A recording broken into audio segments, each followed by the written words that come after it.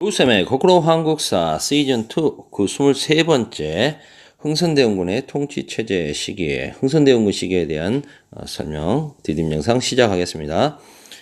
서구 열강은 청과 일본을 개방한 후에 이제 조선에도 적극적으로 문호 개방을 요구하게 됩니다. 18세기 후반부터 이미 조선 인근에 대한 해안 측량과 탐사를 위해서 배들을 보내게 되는데요. 이런 배들을 달을 이, 모양, 양, 배, 선 해서 조선에서는 모양이 다른 배, 이양선이라고 부릅니다. 2차 아편전쟁 때 영프 연합군이 베이징을 점령했다는 소식을 들은 조선은 이제 공포감에 가장 센 나라인 줄 알았던 청나라가 베이징까지 수도까지 점령당하고 황제가 도망까지 쳤다는 사실에 좀 충격을 받게 되는 거죠. 공포감을 느끼게 되는데 더 큰 공포가 이제 현실이 됩니다. 바로 그 베이징 2차 아편전쟁을 중재하는 베이징 조약, 그 결과 러시아가 연해주를 차지하게 됐다는 거죠. 바야흐로 조선과 국경을 맞닥뜨리게 됐다는 겁니다. 이건 조선으로서는 대외적인 위기감이 한층 더 높아지는 계기가 되는 거죠. 조선의 현실은 아직 여전히 세도 정치가 이어지면서 60여 년간 이어지면서 정치 기강은 말도 아니게 문란해졌고 부정부패가 심해졌습니다. 전정, 군정, 황곡, 삼정의 문란이 지속되고 백성들의 삶은 악화일로에 있었고 전국 곳곳에서 여전히 봉기가 일어나고 있는 그런 상황.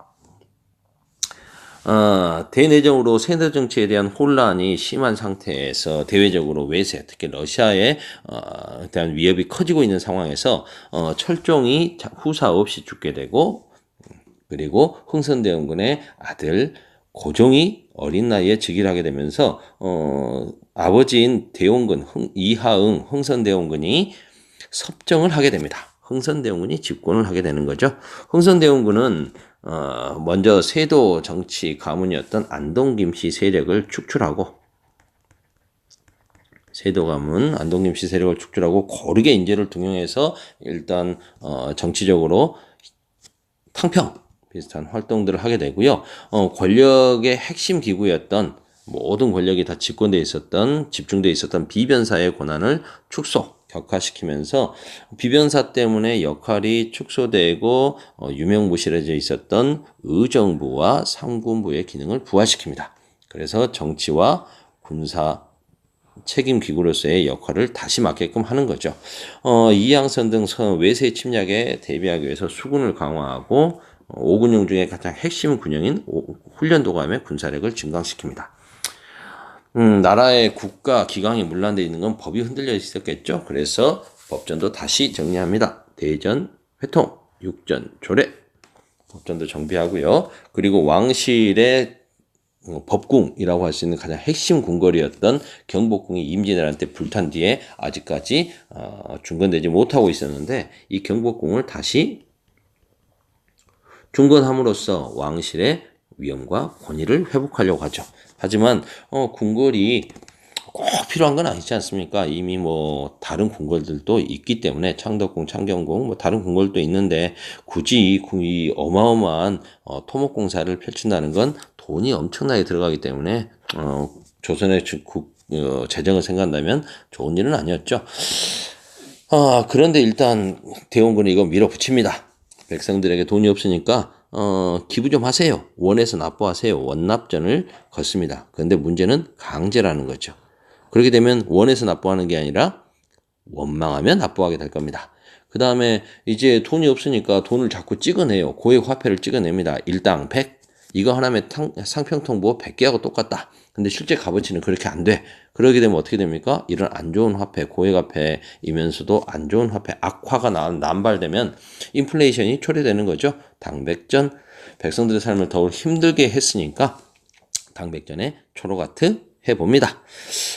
그 다음에 백성들을 또 강제로 동원하고 그 다음에 저기 강원도 깊숙한 곳에 또는 경상북도 깊숙한 곳에 있는 내륙에 있는 금강송 같은 쭉쭉 뻗은 소나무 가지고 와서 공사를 해야 되는데 운반비가 많이 드니까 가까운 곳에서 목재를 배워오게 되는 거죠. 그럼 가까운 곳에 있는 좋은 목재들은 뭐겠습니까? 아무나 가서 이렇게 나무를 할 수 없는 곳, 바로 권세 있는 양반들의 선산, 묘지림들이겠죠. 이런 걸 벌목해다가 이제 막 궁궐 건축에 사용해버립니다.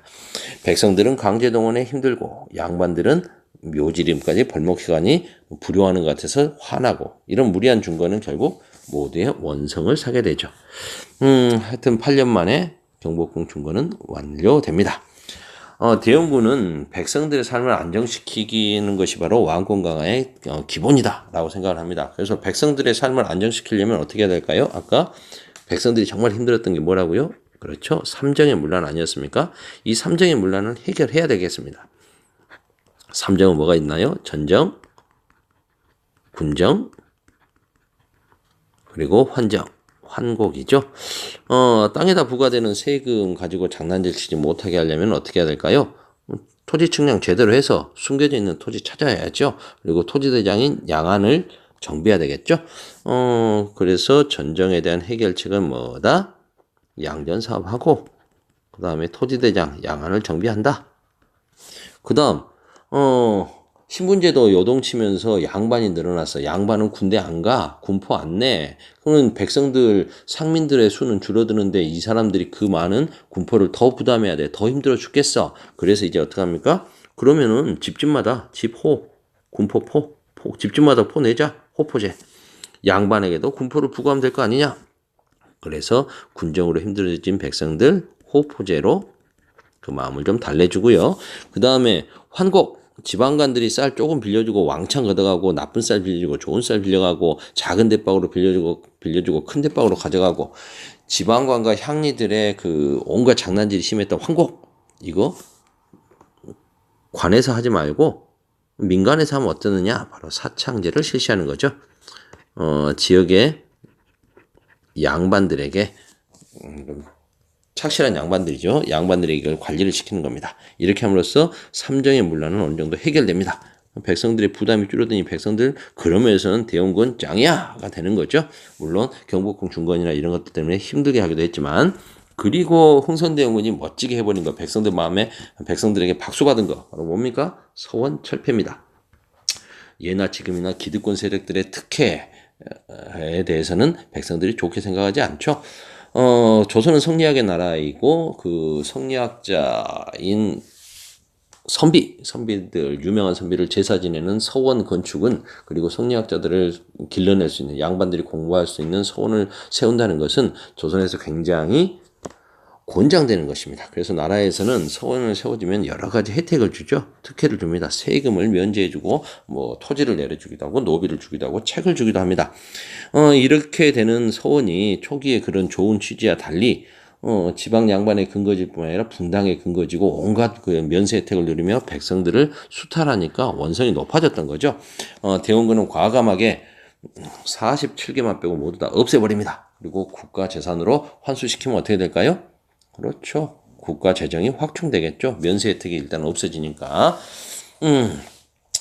백성들은 환영하고 양반 유생들은 반발합니다. 백성은 환영, 양반 유생들은 반발, 대원군은 밀어붙여 결국 권력을 가진 양반들이 흥선대원군이 후에 퇴진할 때 이제 이런 이유로 양반들의 미움을 샀기 때문에 계속 공격당했겠죠. 물론 이제 자기가 이미 이제 그 섭정할 시기가 지났음에도 계속 자리를 차지하고 있었습니다만 계속 공격당하는 정치적으로 공격당하는 빌미를 제공받게 됩니다. 대원군은 통치체제를 재정비해서 국가 기강을 확립하고 민생 안정에 기여함으로써 이 사람은 분명 새로운 근대적인 국가, 국민국가로 나가는 이런 발전지향적인 분이 아닙니다. 봉건적인 전제왕권을 강화해서 통치체제 재정비에서 봉건적인 전제왕권을 강화해서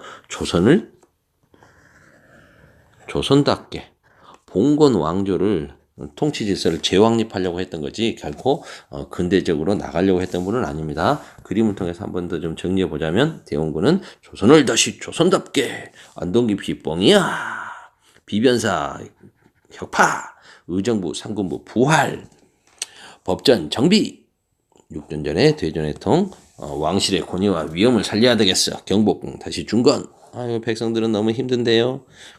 백성들을 힘들게 한다면 공자가 다시 태어나도 용서하지 않겠다. 서원 47개만 놔두고 다 철폐. 양반들 숨겨놓은 땅 있으면 내놔. 나 토지대장 다시 만들겠어. 군포도 내. 이러한 흥선대원군의 시기에 외세의 침략도 있었죠. 프랑스와 미국의 침략.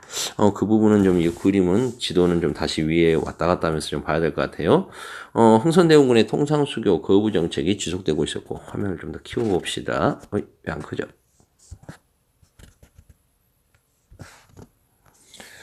남하 정책을 추진하고 있는 러시아의 통상 요구 압박이 심해지자 대원군은 처음에는 우리나라에 들어와 있는 프랑스인 선교사들을 활용해서 프랑스하고 연합해가지고 어떻게 러시아의 남하를 막아낼 수는 없을까? 이런 걸 추진을 합니다.